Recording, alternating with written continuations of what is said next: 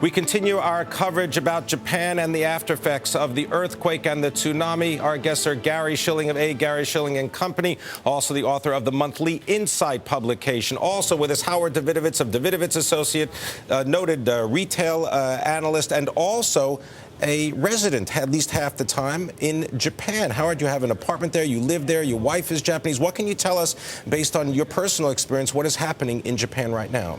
I would say the Japanese people are tremendously resilient. They work together. Look how Kobe got rebuilt. This is an amazing society. Their recovery after World War II to become the second largest economy in the world. The entire country there was nothing there. So these people are very resilient, highly intelligent, work together. Do you realize the Japanese salaryman, which is 98% of the workers in Japan? Now, these are the people that go to work every day, work for other companies. Other companies, they call them salarymen in Japan. 98% of the workforce has been making less for a decade. You don't hear a ripple. They're good on sacrifice. They handle pain very well. They deal with pain. One of the reasons our government is dysfunctional, deranged, and incompetent is because we don't accept pain. They are very good on dealing with pain, and they will overcome this.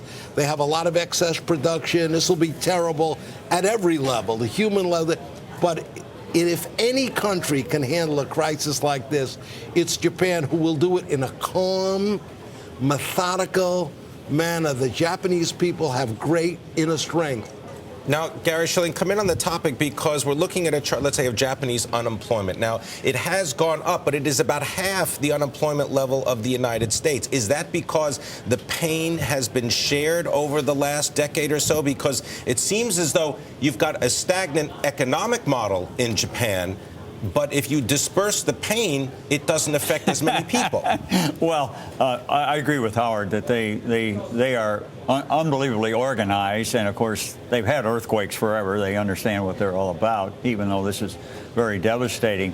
But Japan also has a rapidly aging population, and so you are having a greatly growing number of retirees. Now that's a problem in itself, but it doesn't mean you have a pressure of a lot of young people coming into the labor market.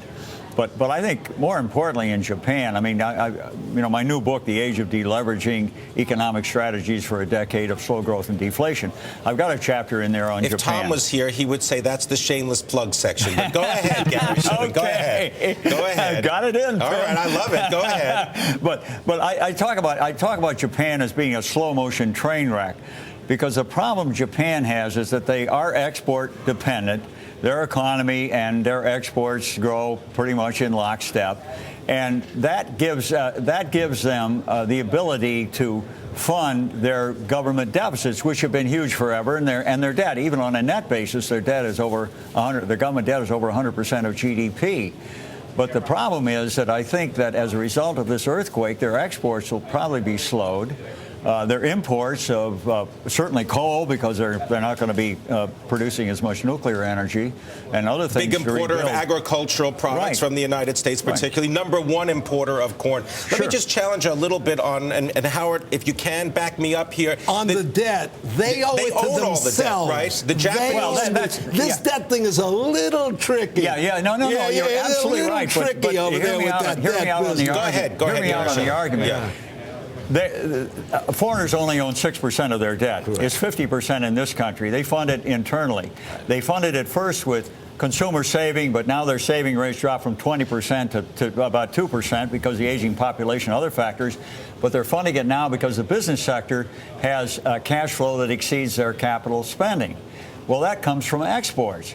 As their net exports atrophy, then their current account deficit will probably go negative, and at that point they got to import capital, and then they're going to have to pay for it. All right. Well, let me just stop you right there, because right now, from what the numbers that I've been able to look at, they don't have a trade account deficit. In fact, what they do is they've got a surplus not only with the United States, but they also have a surplus with China, one of the only manufacturing countries in the world to have a surplus with China. That's absolutely right, and they, in effect, their national saving is so big, even with the government deficits, that they have money left over and they export it, and that's their current account deficit. But what I'm saying is that as their trade deficit shrinks, which I think it was going to anyway with U.S. consumers retrenching, but even more so with this tragedy, then their current account deficit will probably go negative. And at that point, they're going to have to import capital. Now, they're paying on 10-year government bonds 1.2%. They won't be able to pay that anymore. And then, given the huge size of the government deficit, it's really going to be a big item just paying the interest on that. Can I challenge you again on these trade numbers just for a second? And Howard, save me here. Yeah, I don't. If you look at the data from 2000 to 2010, the trade surplus in Japan has increased five-fold. If you look at the U.S. numbers, the trade deficit has increased five-fold. And in that intervening period, you have an increase in the value of the currency. So that everything that is imported into Japan, and we know that we're going to talk about energy, everything that's imported into Japan actually costs less and people can afford it. And I think what you're doing is giving no credit to the ingenuity and genius of the Japanese, the ability to come up with new ideas, new products, new concepts. I think this is a country, yes, they move very slowly, I agree with that, but they're not deaf, dumb, and blind. You know, Germany is an exporting country. They look. You know, Angela Merkel thought Obama was deranged with his stimulus plan. She was absolutely right. She refused to listen to him and destroy herself because, of course, we had shovel-ready jobs. We're still looking for the shovels. We haven't. Obama says he doesn't know about shovels anymore. That's over with. So that take a country like Germany. You could have said exactly the same thing that Gary just said. They've reinvented, repositioned, worked with their unions, and now they're rolling. Who are the Japanese just going to stay the way they are? I don't think so. These are pretty smart folks over there. I would not underestimate them. Yes, they have an aging population. That is the biggest problem. Well, there was a story in The Economist about this last week, and in fact, one of the responses, though, from the political, one of the political groups in Japan is that they feel that's not a problem because they feel they've got overpopulation in Japan, and they're not worried about it. Gary, you disagree? Well, they do have an aging population, and they have no immigration. There's no such thing as an immigration visa. Very little. You know, my favorite example is baseball. Now, I don't think that's a native sport in Japan.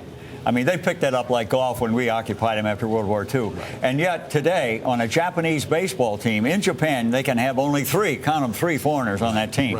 They're very chauvinistic in that. And one of the great advantages we have in terms of growth is that we have immigration. We're the last G7 country to hit the wall on the aging population because we do have young people coming in from abroad. But Japan, you know, the demographics are history ultimately. And Japan, yeah, maybe they say we got too many people, but one way of getting rid of them is just have very low birth rates, which they do. Fertility rates are the lowest of G7 countries, and let people die off. And that's what they're doing. I think we should congratulate ourselves on our immigration performance. We've just presented a budget to the United States. The President of the United States did, and we've only increased our deficit by $7 trillion, and that's if you believe the imbecilic numbers that Obama presented and fraudulent numbers in his budget. And if you believe all of Obama's numbers, when every one of them are mad, we increased the deficit by $7 trillion. So, Gary, I would congratulate us for the great job the deficit is a little over $1 trillion. We didn't increase it by $7 trillion. And Howard, I've been getting emails while the program's going on. They want you to finish your thoughts about the lessons perhaps that we can learn in the United States or don't learn when we compare what's going on here and in Japan. The massive liquidity that is being pumped into the Japanese system is obviously a response to this natural disaster. Do we have any additional firepower if anything were to happen of that magnitude in the United States? Of course not. We have bankrupted ourselves for no reason. We went wild. We bankrupted ourselves. You mean politicians gone wild? Wild, but so massively incompetent.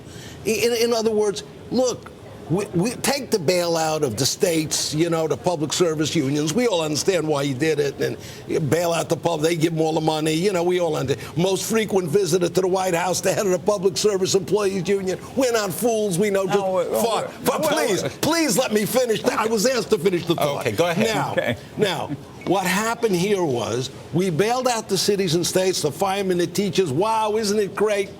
Now they are right back in the crapper. We produced nothing. That's why I said we stopped the cities and states from dealing with their problems. We papered them over. We took all our money, threw it into a sewer.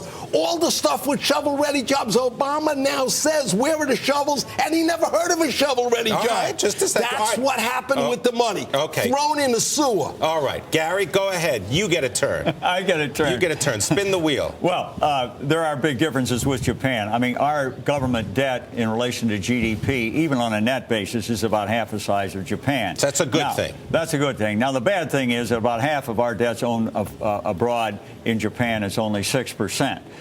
Japan is very much a self-contained economy with a very efficient export sector. It's an odd economy. We kind of think of them as a trade juggernaut, and that was the feeling up until more or less high wages. Pardon me? More or less high wages. Oh yeah, economy? It's an expensive economy, and of course, but now they've been in a 20-year funk, and China has sort of taken over as the gorilla on the stage that everybody fears they're going to be working for or be run out of business by. I happen to think China is going to have a hard landing, and that may go away. But Japan, there are big differences. We're much more optimistic. The Japanese, by nature, tend to be more pessimistic. They will put up, as Howard says, they'll put up with all kinds of tough times, and it's good for the soul, I guess, or whatever. We're less inclined to do that. So there are differences, but the idea that we're going into a period of slower growth, at least that's my forecast, is very reminiscent of Japan. And but I think in the meanwhile, as I say, Japan is probably going to go through some tough times, and I am looking for what I've been waiting for 20 years, which is an opportunity to short the yen. I think the yen is going to be weak because, again, they are going to go from a net exporter, a current account surplus, to a current account deficit. They're going to have to bring this money in at much higher rates to fund their government debt, which on a net basis is over 100% of GDP. And I rather suspect that we're going to see what has been kind of a stabilized period for about 20 years turn into a tough period. It's not the end of Japan, but it's going to be a tough time, I think. All right, gentlemen, we're going to leave it there, but I want to thank you very much for your contributions. Gary Shilling, Gary Shilling and Company. Gary Shilling's Insight and the Age of Delevering. Howard Davidowitz, great to have you with us. Howard Davidowitz and Associates, thank you.